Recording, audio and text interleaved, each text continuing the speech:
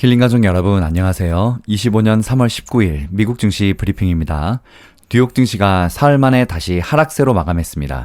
테슬라와 엔비디아 등이 급락하는 등 기술주들이 타격을 입으면서 전체 주가가 흘러내렸는데요. 연방준비제도의 금리 결정을 하루 앞두고 투자자들은 신중한 스탠스로 돌아섰습니다. 오늘 다우지수는 전거래일 대비 0.62% 하락해서 41,581에 거래를 마쳤고, 대형주 벤치마크인 S&P 500 지수는 1.06% 내린 5,614를 기록했습니다. 기술주 위주의 나스닥 지수는 1.71% 떨어진 17,504에 거래를 마쳤습니다. 오늘 필라델피아 반도체 지수 1.61% 하락해서 4,589를 기록했고, 새로 시작한 AI 반도체 지수 1.91% 하락해서 1,019를 기록했습니다. 오늘 지수들이 모두 하락함에 따라서 월가의 공포지수, 시카고 옵션 거래소의 변동성 지수인 VIX는 5.81% 다시 또 급등해서 21.7로 마감했습니다. VIX는 이달 들어서 심리적 저항선인 20포인트 밑으로 계속 떨어지지 않는 고공행진을 지속하고 있는 상황입니다. 이렇게 나스닥 지수는 지난해 12월 16일 기록한 전고점인 사상 최고치 21,173에 비해서 13% 넘게 하락해서 조정장에서 벗어나지 못하고 있고, S&P 500은 지난 13일 마감가 기준으로 조정장에 들어섰다가 이튿날인 14일부터 이틀을 내리오르면서 곧바로 조정장에서 빠져나왔었는데요. 오늘 1% 넘게 하락하기는 했지만 고점 대비 낙폭은 현재 8.6% 상황입니다. 오늘은 미국의 제조업 생산이 도널드 트럼프 대통령의 광범위한 관세 시행을 앞두고 지난 2월 깜짝 증가한 것으로 나타났지만 수입 물가가 예상 밖으로 올랐다는 소식이 투심을 악화시켰는데요. 이날 연방준비제도의 통계 발표에 따르면 2월 미국의 산업 생산이 전월 대비 0.7% 증가한 것으로 나타났습니다. 이는 전월의 증가율 0.3%와 다우존스가 집계한 전문가 전망치인 0.3%를 크게 웃도는 수치입니다. 미국의 산업 생산은 지난 9월에서 11월 3개월 연속 감소했다가 작년 12월 이후 3개월간 다시 증가세를 유지하고 있습니다. 이는 자동차와 그에 따른 부품 등 제조업이 0.9% 증가한 결과인데요. 제조업 생산은 산업 생산의 4분의 3을 차지합니다. 자동차 및 부품 생산은 무려 8.5%나 증가했습니다. 또 공장 가동률은 78.2%로 1월보다 0.5%포인트 상승했습니다. 전문가의 전망치 77.8%보다 양호한 수치를 기록했습니다. 다만 이번 생산 확대가 트럼프 관세에 대한 사전에 대응하기 위해 일시적인 현상이란 분석도 나오는데요.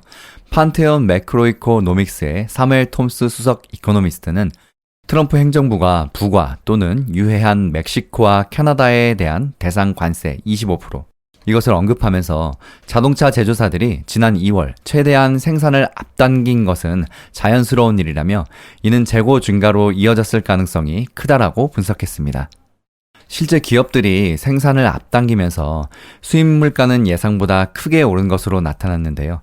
미국 노동부에 따르면 2월 미국의 수입 물가는 전월 대비 0.4% 올라서 보합을 예상한 다우존스 집계 전문가 전망치를 웃돌았습니다. 1월의 수입 물가 상승률은 0.3%에서 0.4%로 다시 상향 조정됐습니다. 인플레이션이 다시 재발할 수 있는 우려가 커진 것입니다. 관세 우려가 시장을 휘젓고 있는 와중에 나온 반갑지 않은 소식인데요. 미국 상무부가 공개한 2월 신규 주택 착공 건수는 150만 1000건으로 전월의 135만 건 대비 11.2% 증가했습니다. 신규 주택 착공 허가 건수는 145만 6천 건으로 전월의 147만 3천 건보다 1.2% 감소하면서 향후 주택 공급 둔화 가능성을 시사했습니다. 스콧 베센트 미국 재무장관은 이날 폭스 비즈니스와의 인터뷰에서 경기 침체가 있을 이유가 없다고 강조했는데요. 베센트 장관은 은행 및 신용카드 데이터 관련 아주 좋은 기본적인 데이터를 보고 있다면서 이렇게 말했습니다. 그는 오는 4월 2일 각 국가는 상호관세를 부과받는다며 일부 국가는 관세가 인하될 수도 있다고 밝혔는데요. 하지만 시장에는 별다른 위로를 주지는 못했습니다.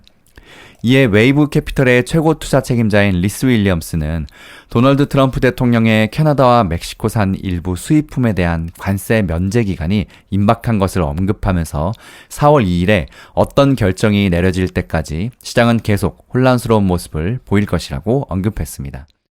시장은 지난 몇 년 동안 강세를 보였던 자산에서 부진했던 자산으로 순환하려는 움직임을 보이고 있다며 아마도 지금의 조정이 그런 흐름의 일부일 것이라고 분석했습니다.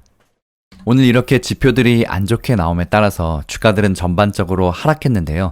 기술주들이 다시 크게 하락했습니다.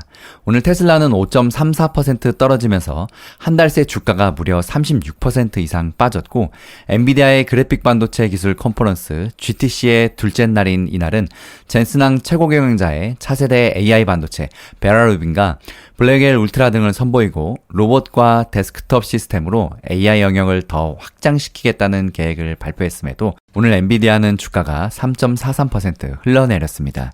엔비디아 GTC에 관한 이야기는 바로 다음 영상에서 한 번 더 다루도록 하겠습니다. 메타는 오늘 3.73% 하락했고, 알파벳은 2.34% 하락, 아마존은 1.45% 하락, 애플은 0.61% 하락, 다들 약세를 기록했습니다. 오늘 알파벳은 개장에 앞서서 이스라엘계의 클라우드 보안 기업인 위즈를 320억 달러 전액 현금으로 인수하는 최종 계약에 서명한 것으로 전해졌는데요. 이 계약은 알파벳의 역사상 가장 큰 규모라고 합니다. 알파벳은 작년 7월 위즈 인수를 추진하다가 무산된 바 있고, 작년 여름 인수 제안가는 230억 달러 수준이었습니다.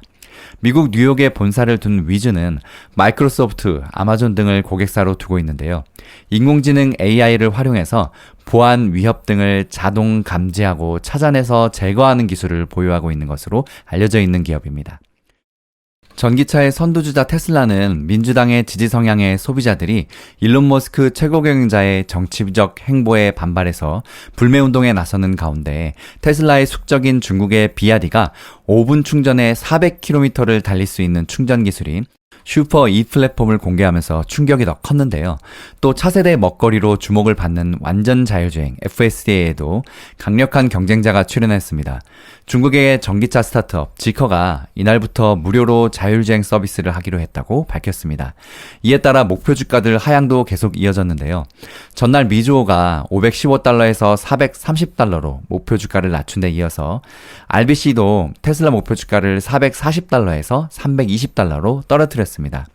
RBC 역시 미주호가 그랬던 것처럼 테슬라의 전기차 수요 부진을 이유로 꼽았습니다. 다만 RBC는 테슬라 수요 둔화 우려는 과장되었다면서 FSD 가격이나 또 로보택시 출하 등의 호재 덕에 테슬라의 주가가 반등할 것으로 기대하고 있는데요.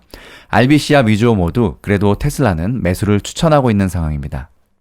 전체 업종별로 살펴보면 에너지와 헬스케어 섹터만 소폭 오름세를 나타냈고, 그 외 나머지 업종은 모두 하락세로 마감했습니다. 그 중에 커뮤니케이션과 경기소비재 그리고 IT의 약세가 두드러졌습니다. 다음 영상 바로 이어집니다. 힐링가족 여러분, 성공투자 파이팅!